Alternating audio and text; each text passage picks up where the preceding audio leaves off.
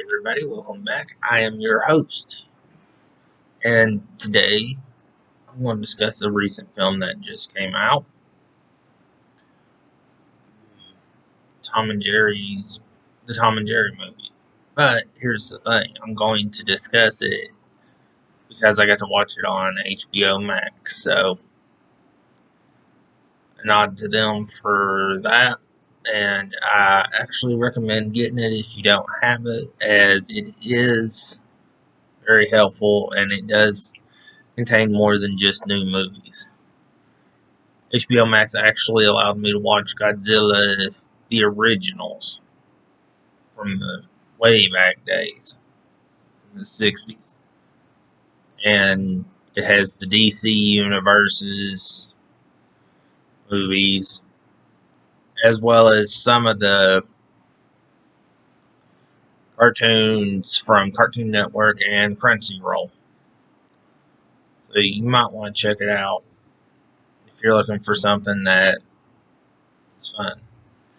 And some of you can get it through your service provider rather than having to pay the fee. It goes on to the service provider that you got.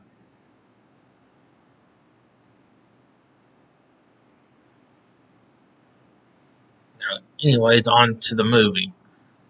Tom and Jerry is a 2021 film that was done, that was finished production-wise in 2020, but the pandemic slowed it before they could air it. The cast include Chloe Grace Moretz, who most people would probably remember for being in Carrie as the title character.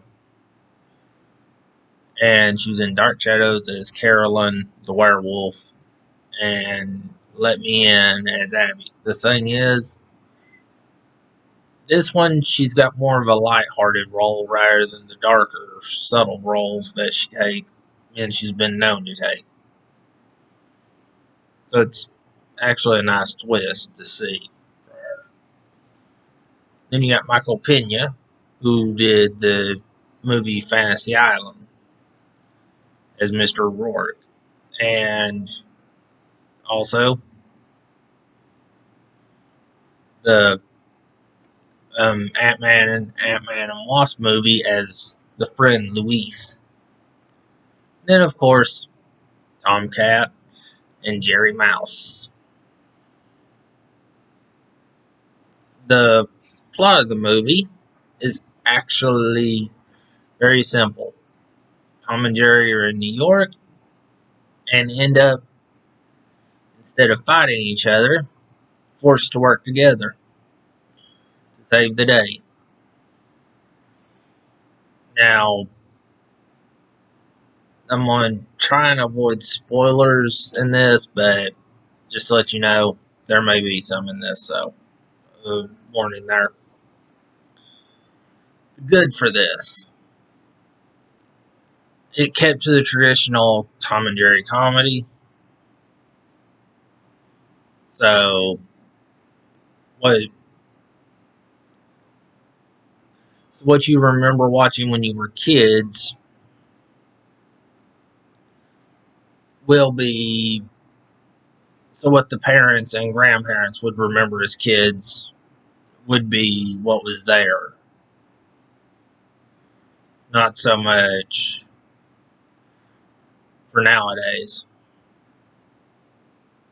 There's also references to other cartoons. You've got Jerry reading an issue of comics of the Secret Squirrel, Droopy in a Hannibal Lecter mask when later on in the film.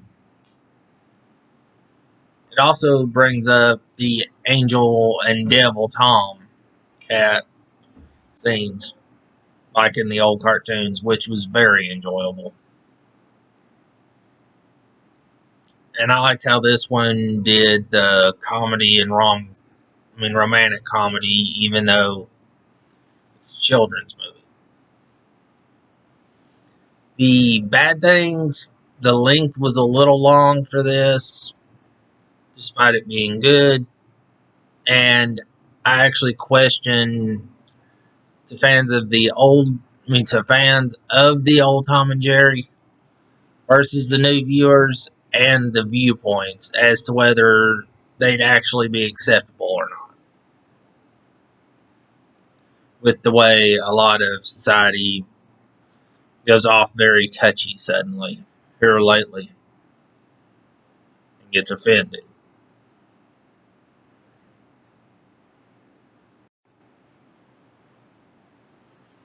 Okay, now some interesting notes that I found. Not counting the shorts that have come out in between, this is the second Tom and Jerry movie that's been done as a theatrical release. The first being in 1992, Tom and Jerry the movie. And it's the first one to be a live action animated mix.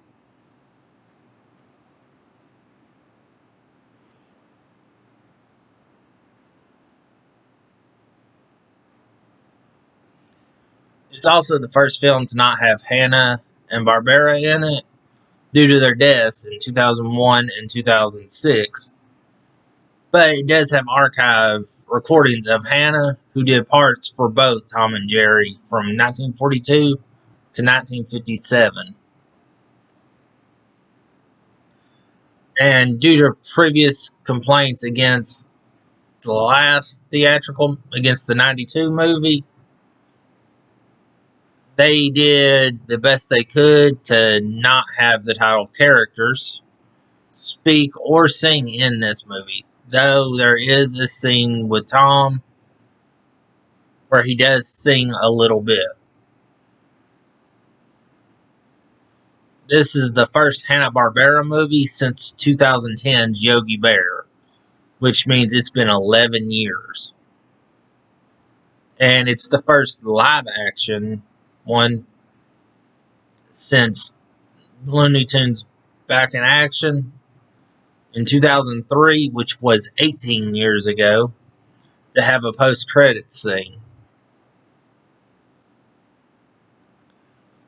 It was dedicated, okay, and the movie is dedicated to Gene Deitch, or Deitch, I'm not sure how to pronounce that, who died April 16, 2020, who was responsible for Tom and Jerry from 1961 to 1962. Okay, my grade for this movie, due to the length being too long, even though it was only slightly, that slight bit is what took me out of the movie just long enough to realize I was still watching the movie rather than being encapped in it. And like I said, the question of whether the new stuff, the new viewers, and some of the jokes they pull would still play today, or if they would offend, causes issues as well. My final grade for this movie, though, I give it a B. And I do recommend that you either watch it on HBO Max, and because it'll be there till March, I think it's 28th, they said, or you get to the theaters if possible and see it, because this is actually a very good movie. And until next time, I'm out.